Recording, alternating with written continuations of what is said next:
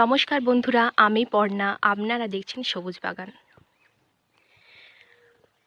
আশা করছি আমার সমস্ত বন্ধুই সুন্দর আছেন, সুস্থ আছেন, সবুজের সাথে আছেন।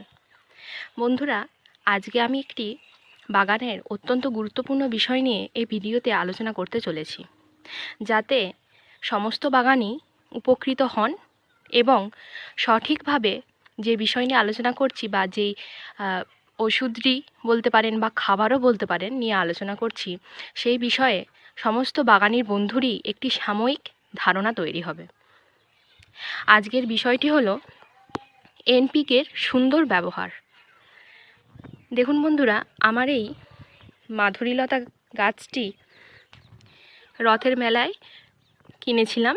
তারপর এই ছোট্ট 8 ইঞ্চি টবে প্রতিস্থাপন করেছিলাম। দেখুন, গাছটি পুরোপুরি আমার এই ফোনের ক্যামেরাতে বন্দি করতে আমি পাচ্ছি না, কি সুন্দরভাবে গ্রোথ নিয়েছে এবং কত সুন্দর ফুল হচ্ছে। অনেকেরই এই লতা বা মাধুরীলতা গাছে সহজে কুঁড়ির দেখা পান না এবং অনেক পরিচর্যা করার পরেও ফুল পান না, কিন্তু অথচ দেখুন আমার এই গাছটি যেন অসংখ্য ফুল দিয়েছে। শুধু এই গাছটিই নয়, বাগানের প্রায় অধিকাংশ গাছই আমার ফুলে ভর্তি আছে এই সময়। তাহলে চলুন কি কি গাছে আমি এখন সুন্দর ফুল পাচ্ছি সেইগুলো আপনাদের সাথে একটু শেয়ার করে নিই। দেখুন, এটি একটি অ্যালামুন্ডার ভ্যারাইটি। আমরা বিভিন্ন রঙের অ্যালামুন্ডা দেখে থাকি, তার মধ্যে এই একটি রং খুবই সুন্দর। এই চারাটি আমি বাজার থেকে কিনে নয়, বাড়িতেই কাটিংয়ের মাধ্যমে তৈরি করেছি। দেখুন, এই বছরই তৈরি করা গাছ, এক একটা ব্রাঞ্চে কতগুলো করে কুঁড়ি এবং কতগুলি করে ফুল সুন্দরভাবে ফুটে রয়েছে। গাছটার চেহারা দেখলে আপনারা নিশ্চয়ই বুঝতে পারবেন গাছটা খুব বেশি দিনের নয়। তাছাড়া দেখুন, এই একটি আমার জবা গাছ, কি সুন্দর এখন ফুল দিচ্ছে। তার পাশেই আছে আমার কাটিং থেকে তৈরি করা করবী। ফুলের সাথে সাথে কুঁড়িও আছে, তার সাথে ছোট কুঁড়িরও আমি দেখা পাচ্ছি। অনেক ফুল সকালবেলায় পুজোর জন্য তোলা হয়ে গেছে, কারণ বাগানের করবী এবং দেশি জবা ফুল গাছগুলি পুজোর একটা দারুণ সমস্যার সমাধান করে। ঠাকুরের ফুল অনেক সময় অনেকে পান না, বাজার থেকে কিনে আনতে হয়।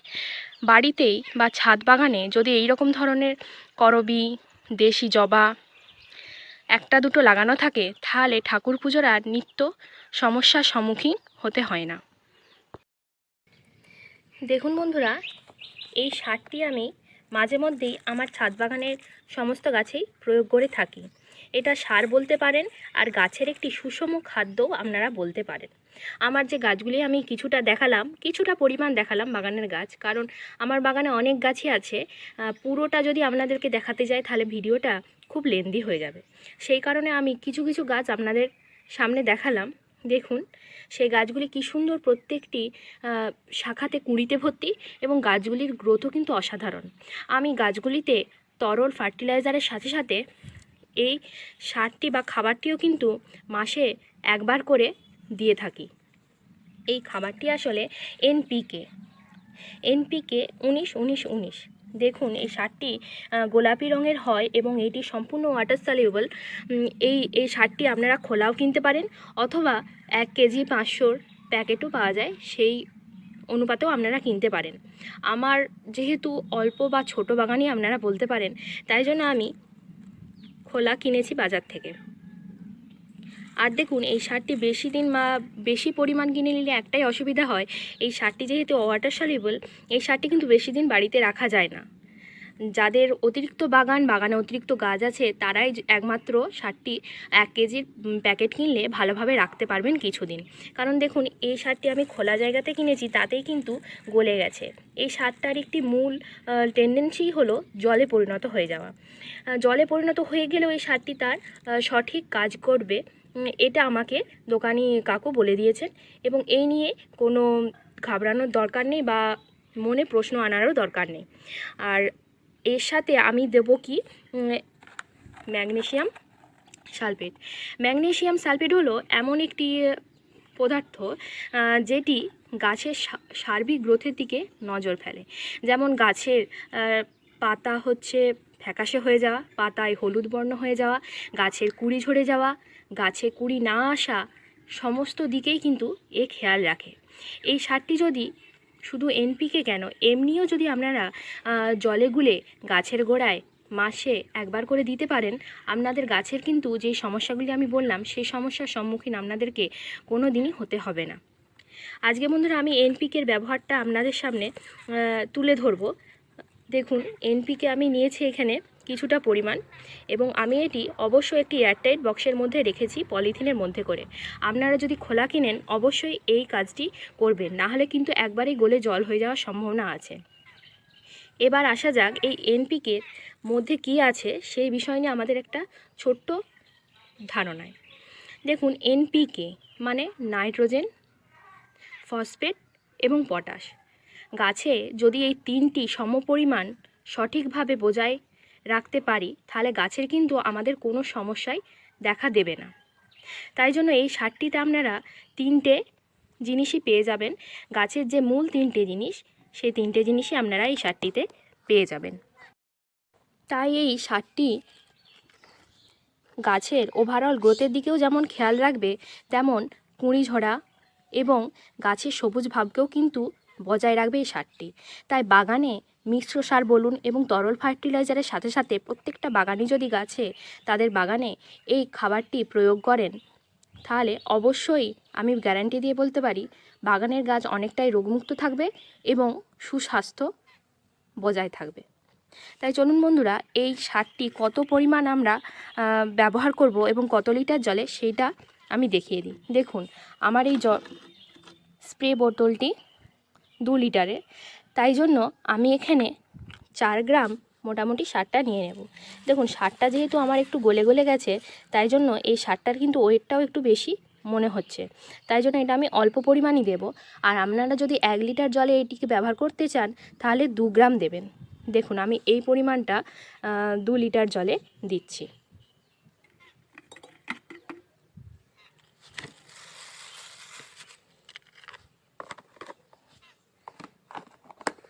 এবার আমরা দেবো এই ম্যাগনেসিয়াম সালফেট। এইটা কিন্তু এই এনপিকের 19-19-19-এর সাথে দিলে খুব ভালো ফল পাওয়া যায়, সেটা আমি লক্ষ্য করেছি, তাই আপনাদের সাথে সেটাও শেয়ার করলাম।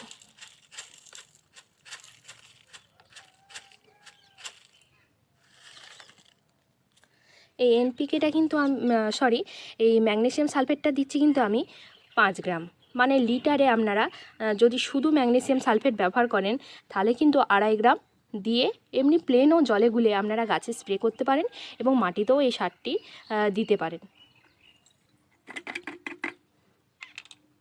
এই সারটিকে এবার ভালোভাবে ঝাঁকিয়ে আগে প্রথমে জলের সাথে মিশিয়ে নিতে হবে। এবার যদি পারেন তাহলে আলাদা পাত্রে আগে একটা ভালোভাবে গুলে এই রকম বোতলে ছেঁকে নিলে আপনাদের স্প্রে বোতলটি কিন্তু সুরক্ষিত থাকবে। নাহলে এই বোতলের মানে তলায় যে থেতানি বা অবশিষ্ট অংশ পড়ে থাকবে, সেটি কিন্তু বোতলের পাইপে ঢুকে অনায়াসে বোতলটি মানে স্প্রেয়ার মেশিনটিকে খারাপ করে দিতে পারে। তাই জন্য আগে থেকে সাবধান হয়ে যাওয়াই ভালো। আপনারা একটি অন্য পাত্রে এই মিশ্রণটি গুলে নিয়ে এই বোতলের মধ্যে ছেঁকে নেবেন। আর অবশ্যই খেয়াল রাখবেন এই স্প্রেটি যেন সকালের দিকে হয়, কারণ এটা খাবার যেহেতু, আর গাছ সকালে সূর্য ওঠার আগে এই গাছের যে কোনো খাবার গাছকে দিলে গাছ সেটা ভালোভাবে ইনটেক করতে পারবে এবং শরীরের মধ্যে সারাদিন সূর্যের আলো থাকায় তারা গাছের পাতায় খাবার তৈরি করবে এবং এই খাদ্যটাই আগে তারা নিতে সক্ষম হবে। তাই জন্য বন্ধুরা আমি একটা কথাই বলবো, গাছে যে কোনো খাবারই দিন না কেন, শুধু এই এনপিকে নয়, সকালবেলার দিকে দেওয়ার চেষ্টা করবেন। তাই চলুন গাছে আমি কেমনভাবে এনপিকেটা স্প্রে করছি আপনাদেরকে সেটা একটু দেখিয়ে দিই।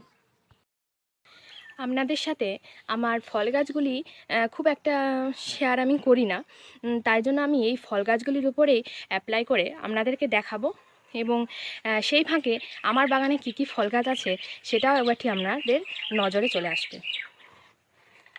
দেখুন, এটা আমার বল সুন্দরী কুলের গাছ, কি সুন্দর ফুল এসেছে।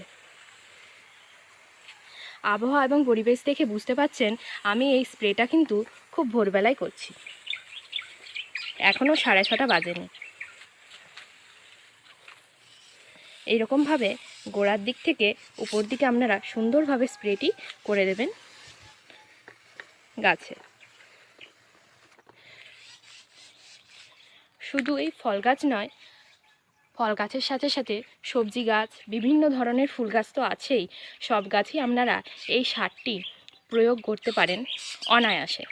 খুব সুন্দর রেজাল্ট পাবেন। আপনারা দুবার প্রয়োগের পরই বুঝতে পারবেন গাছ কেমন সবুজ হয়ে উঠেছে, এবং সবুজের সাথে সাথে প্রত্যেকটা ব্রাঞ্চে কুঁড়ির দেখা আপনারা অবশ্যই পাবেন। তাই বন্ধুরা, এই ভিডিওটি এখান পর্যন্তই। এই ভিডিওটি যদি আপনাদের একটু ভালো লেগে থাকে তাহলে প্লিজ একটা লাইক করবেন, সাবস্ক্রাইব ও শেয়ার করে পাশে থাকবেন।